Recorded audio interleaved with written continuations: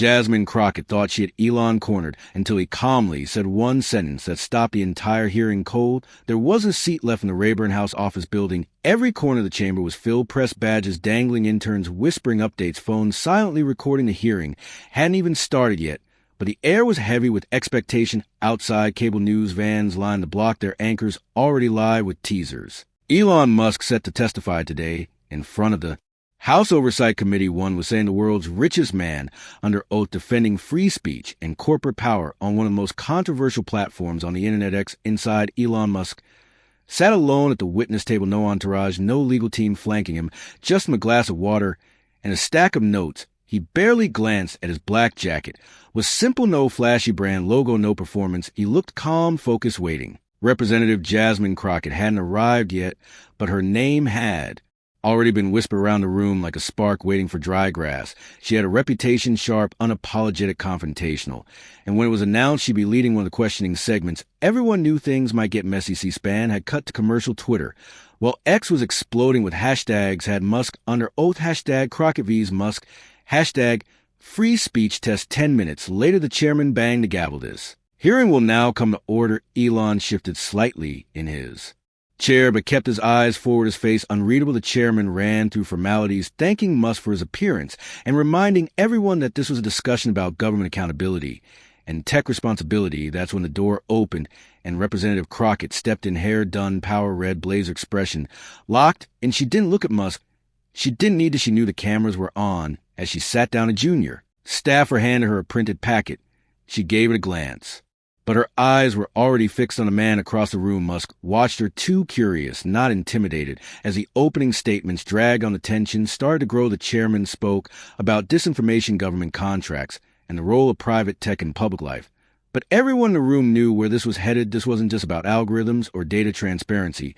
This was about control the narrative. Control of speech, control the digital town square, and Elon Musk had taken that control and flipped the table. The government wasn't used as someone playing by different rules, especially not someone who didn't flinch in the face of public scorn. Since his acquisition of Twitter, Musk had become a symbol, depending on who you asked, to some a savior of free speech, to others a reckless billionaire throwing gasoline on public discourse. But one thing was undeniable: he wasn't backing down. The chairman finished his preamble. Mr. Musk, you'll have 5 minutes to make your opening remarks. Elon cleared his throat and leaned into the microphone. I'm here because I believe in the value of open dialogue, even when it's difficult, especially when it's difficult. If free speech only protects agreeable speech, then it's not really free. My goal with X is to create a platform where people can think out loud without fear of being erased. No dramatic pause, no soaring rhetoric, just plain words, clear and direct, and just like that it began. But Representative Crockett wasn't going to let him talk uninterrupted for long. Mr. Musk, Representative Jasmine Crockett said, her voice cutting through the silence like a blade, you claim to care about open dialogue. That's interesting, because the platform you run has become a breeding ground for hate, lies, and political manipulation. No warm-up, no preamble. She came in swinging. Musk turned his head toward her measured Congresswoman. With all respect, that's a serious accusation, and I'd argue it's exactly the kind of comment that proves why open platforms are necessary. People need to see what others really believe, whether we like it or not. Crocodile didn't blink. Oh, I've seen it.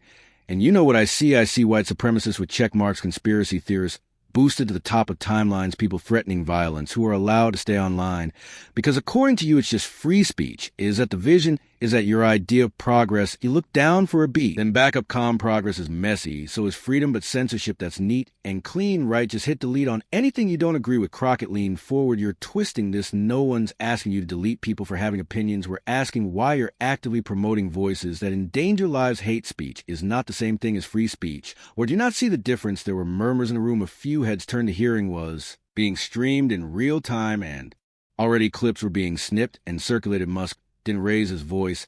He didn't match her intensity. He stayed grounded. The problem is who gets to define hate speech. You, Congress, the same government that's funded secret programs to influence what people see online.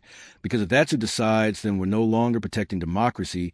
We're curating at the moment. Hung in the air. Crockett's tone sharpened. So you're a victim now, the billionaire CEO of one of the most influential platforms in history is just a poor guy trying to speak truth to power. He almost smiled. But then I'm not claiming to be a victim, Congresswoman. I'm pointing out a principle. When any institutions try to silence dissent under the pretense of safety, that's a slippery slope. It doesn't end with extremists, it ends with anyone who's inconvenient, she scoffed, flipping a page in her packet. That's rich coming from someone who once banned a teenager for tracking your private jet. I didn't ban him, I temporarily suspended a doxing account that shared real-time location data. That's a safety issue, not a speech issue. Let's not confuse the two crocodiles. Shot back, you decide. What safety, you decide. What speech, you're playing God on a digital stage. And we're all supposed to clap. While you do it, Musk tilted his head slightly, as if genuinely thinking about her words. I make calls, yes, but they're not based on politics. They're based on principle the same. Principles this country was founded on even. If we sometimes forget that the room grew heavier, you could feel the back and forth tightening like a rope in a tug-of-war. No one was quite sure which side the public would side with, but the stakes felt bigger than two personalities. One was fire, the other ice. But somehow, the ice wasn't melting. Crockett's voice rose. You are unleashing something you don't understand, Mr. Musk. People are being radicalized on your platform. They're believing lies, spreading them, acting on them. That's not freedom. It's chaos. And then Musk replied, I steady tone, firm Congresswoman, what you call chaos, I call reality, and trying to suppress reality only makes people distrust the system. More people aren't stupid. They know when something's being hidden, but Crockett wasn't finished. And what came next would light the match neither of them could put out. Representative Crockett pressed, both hands on the desk, leaning forward, like a prosecutor closing in on a confession. The camera zoomed in slightly. No one needed prompting to know this was about to escalate. I'm going to ask you a yes or no question, Mr. Musk. She said, eyes fixed on him. Has your platform increased the spread of misinformation since you took over? Elon didn't flinch. That's not a yes or no question. It's based on how you define misinformation. The government has been caught labeling inconvenient truths as misinformation. So whose truth are we talking about? She frowned. I'll take that as a yes. He shook his head. Lightly, you can take it however you want, but redefining the answer doesn't make it true. Someone in the back of the room snorted, and a few journalists scribbled harder in their notepads. Crockett wasn't smiling. You create a platform where people feel entitled to say the most disgusting, vile things, and they feel protected doing it. Because you've made it clear there's no referee, no boundaries, just chaos. Musk tilted his head, and yet people still come, millions of them, because it's the last place where people can still speak without being filtered through layers of government-approved talking points. She narrowed her eyes. Do you know how reckless that sounds? No. He said calmly, it sounds honest. There was a pause, brief, but long enough for the tension to multiply. The chairman shifted in his seat, but didn't interrupt. The exchange had taken on a life of its own. Crockett took a breath, but it came out more like a sigh of frustration. You're making yourself into a martyr, Mr. Musk. But the truth is you are just another rich man who bought a megaphone and now wants to call a revolution. Musk leaned forward slightly, meeting her gaze. Congresswoman, I didn't buy a megaphone. I bought a battlefield where both sides get to speak for a second, just 1 second. Crockett's mouth twitched like she was caught between disbelief and fury. She came back and fast. You allow accounts that push conspiracy theories about elections, about vaccines, about school shootings, real tragedies that have devastated families. You let people turn those tragedies into content. I also allow people question institutions, Musk replied, because when they silence questions, trust breaks. Not everyone speaking is right, but everyone's silence. My opinion, you sound like a man who's never lost someone because of lies. She said coldly. He paused. I've lost a lot, but I've never lost the ability to think for myself. And I won't take that from anyone else either. There was a visible reaction in the room. Some members leaned back, a few exchanged glances. Others stayed stone-faced. Crockett flipped to the next page in her notes, voice rising again. You say this is about principles, but let's be honest, you love the attention. The chaos benefits you. The headlines, the controversy. It's good for your brand. Musk didn't answer right away. He just looked at her, then said, if I wanted applause, I wouldn't be sitting here. Silence. No retort this time. Crockett froze just for a beat before adjusting her mic. The chairman leaned in to speak, but paused, sensing the room wasn't ready to move on. Yet Musk leaned back slightly in his chair, hands still folded. I don't enjoy conflict, Congresswoman. I'd rather build and fight. But if speaking plainly means being dragged into hearings like this, so be. I'll still show up. But Crockett wasn't finished, and the next thing out her mouth would flip. The temperature in the room from tense to boiling. Representative Crockett gripped her microphone like it might escape her. The edges of her voice sharpened.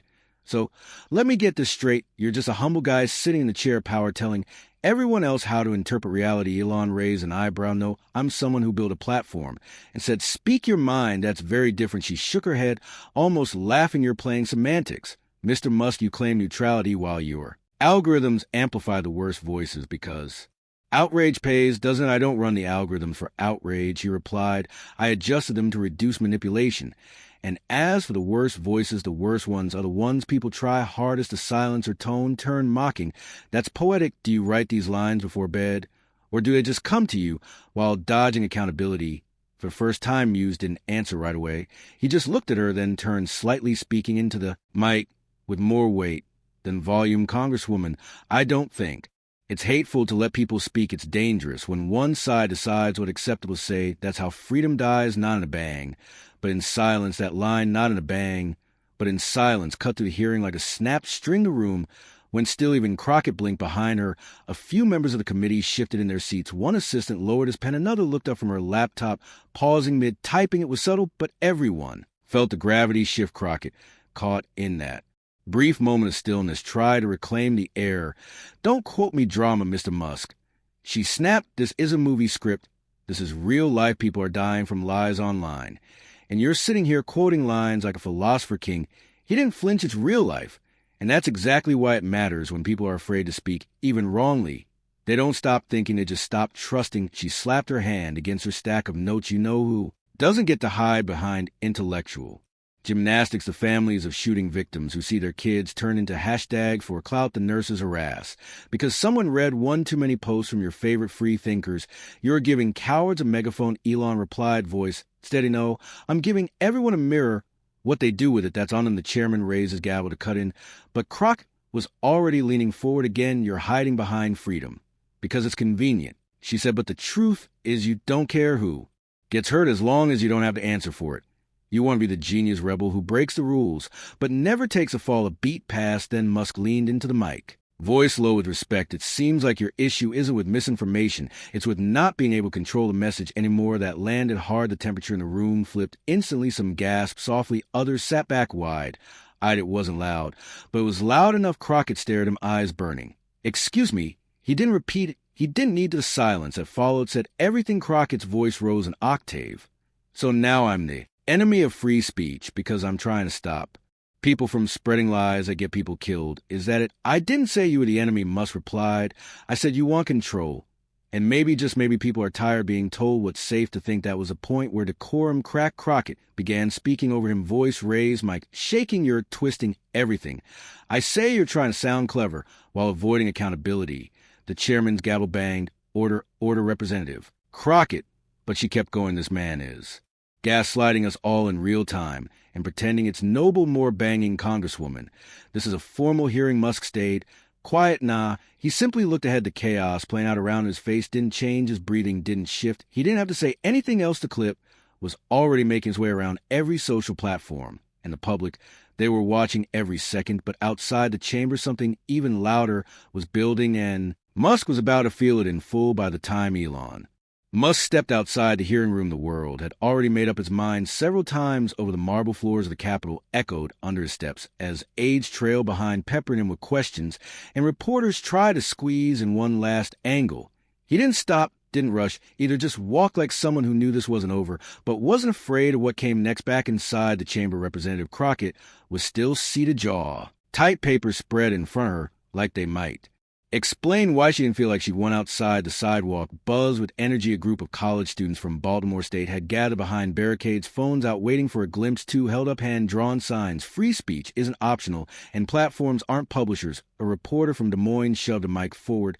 Mr. Musk, do you regret anything you said in there today? He paused just long enough to look the reporter in the eye. No. He said, if I regret anything, it's that we're having this conversation so late. By noon, the confrontation had become the headline across all networks, not just the usual cable suspects, local stations, and Flagstaff Mobile Toledo, all replaying the moment Musk dropped the line about control, and silence. Clips exploded on X. One posted by a podcaster in Tulsa was captioned, he didn't raise his voice, he didn't need to. It had 2 million views before the hour was over. On the other end of the screen, the reaction was split. Some said Jasmine Crockett exposed Musk for what he was, a billionaire unchecked. Others said she proved Musk's point entirely, that shouting louder doesn't make someone right.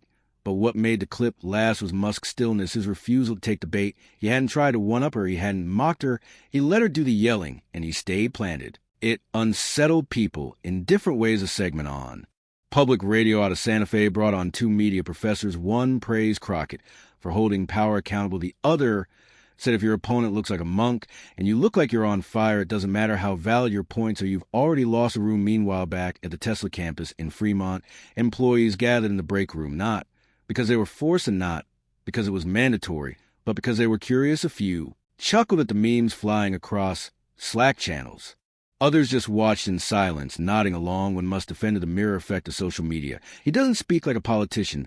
One said, he doesn't speak like a so. Either another replied by evening late-night hosts were already cutting their monologues to include the hearing in Phoenix. A Vietnam veteran named Paul Ramirez watched the whole replay from his recliner, arms crossed. He didn't care much for tech guys, but as the hearing wore on, he found himself leaning forward. That guy doesn't blink, he said. To no one in particular across the country, people who didn't usually pay attention to congressional hearings were watching this one because it didn't feel like policy jargon. It felt like something else, like two worlds colliding in a podcast recorded in Kansas City later. That night, the host said this wasn't a debate about tech. It was a fight over control. Who has it, who wants it, and who's not afraid to let it go. Crockett had gone home. By then, her staff was fielding interviews trying to manage the blowback and the praise. It was all mixed, some praise or fire. Others said she let emotion overtake the point. A local paper in Arlington wrote, Reptilian Crockett came to win. Musk came to remind us it wasn't a game. But while the headlines were loud, Musk's next conversation away from cameras would show what mattered most. Later that evening, tucked away in a quiet side office on the third floor of the Capitol, Elon Musk sat across from Representative Colin Mercer of Oregon, a longtime moderate.